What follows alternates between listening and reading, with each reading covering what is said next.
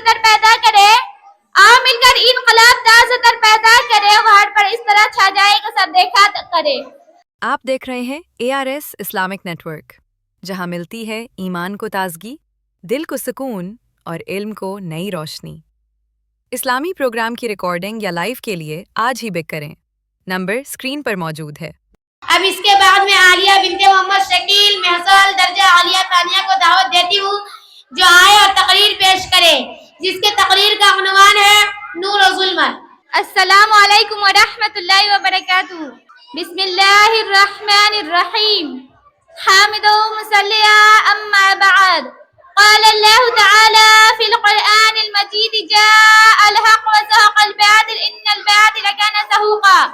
ستیزہ کر رہا ہے ازل سے تا امروز، ستیزہ کر رہا ہے ازل سے تا امروز، چراغ مصطفی سے شرار بولہبی۔ صدر محترم، سامعین اکرام، حاضرین جلسہ، اس عظیم محفل اور مبارک مجلس میں حق و باطل کے معرکہ رائے اور نور و ظلمت کے تصادم کے متعلق کچھ عرض کرنے کی جسارت کر رہی ہوں۔ جب بھی ضلالت و گمراہی عام ہونے لگتی ہے، ہر طرف صفاقی، عیاری، گردگیری پھیل جاتی ہے، تو حق کی طاقت ضلالت اور اس ظلمت ستم و خیر پھینکنے کے لیے میدان میں آ جاتا ہے۔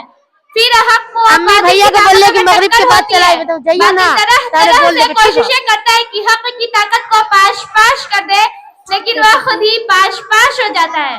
تاریخ شاہد ہے کہ باطل کی طاقت جب بھی میدان میں آئی تو حق نے ہمیشہ آگے بڑھ کر اس قوت کو ختم کر ڈالا، اور جب بھی کبھی فرعون وقت نے سر ابھارا، کے ٹکڑے کر دیے۔ دنیا میں سینکڑوں نہیں بلکہ ہزاروں فتنوں نے جنم لیا، لیکن جب بھی کوئی فتنہ ابھرا تبھی کسی سب شکن قوت نے اس کا قلعہ قمع کر دیا۔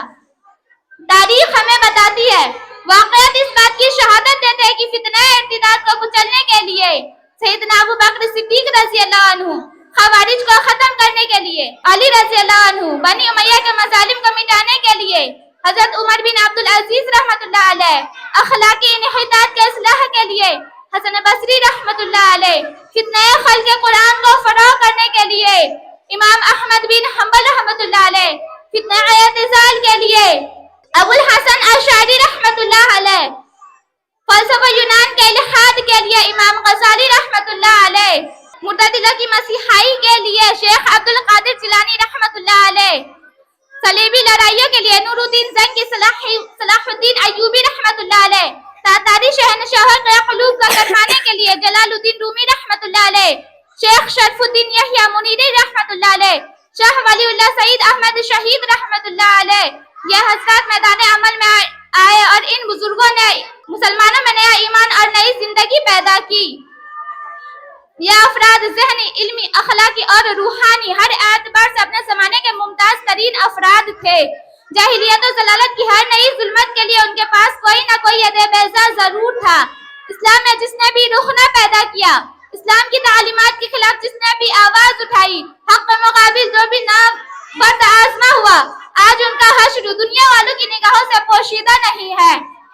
تاریخ کے اوراق میں ان کا انجام آج بھی دیکھا جا سکتا ہے۔ باطل کو چکنا چور کر دیا گیا، ان کے قلعوں کو مسمار کر دیا گیا، اس کے بالمقابل حق اب تک اسی طرح تابع و درخش، زندہ اور زندگی بخش ہے۔ آپ پچھلی داستان پڑھ کر دیکھ لیجئے، واقعات کی ترتیب زمانی ملاحظہ فرمائیے۔ دیکھیے، مسلمان کذاب، طلیحہ ازدی، سجح، ابو طاہیر جبائی، عبید بن میمون، حسن بن صباحہ، بہاؤ الدین ایرانی اور غلام احمد قادیانی کا کیا انجام ہوا۔ اسی طرح اسلام کی روشنی کو گل کرنے کے لیے تاتاریوں نے بے شمار مسلمانوں کو قتل کیا، ہزاروں اسلامی تصنیفات ضائع کیے، اسپین میں 13 لاکھ مسلمان جلا دیے گئے، ان کی 70 لائبریریاں تباہ کر دی گئی، قرآن کے بہت سے نسخے دریافت کر دیے گئے، اسلام کے قلب پر ہزاروں حملے ہوئے۔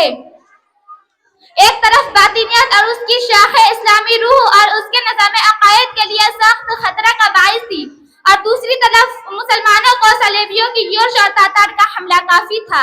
اس کا عملی قدم یہ ہے کہ کسائے گدائی لیے اقتدار کی ڈوری پر سر تسلیم خم کیے ہوئے ہے، مگر ہائے افسوس، ہم کو ان سے وفا کی ہے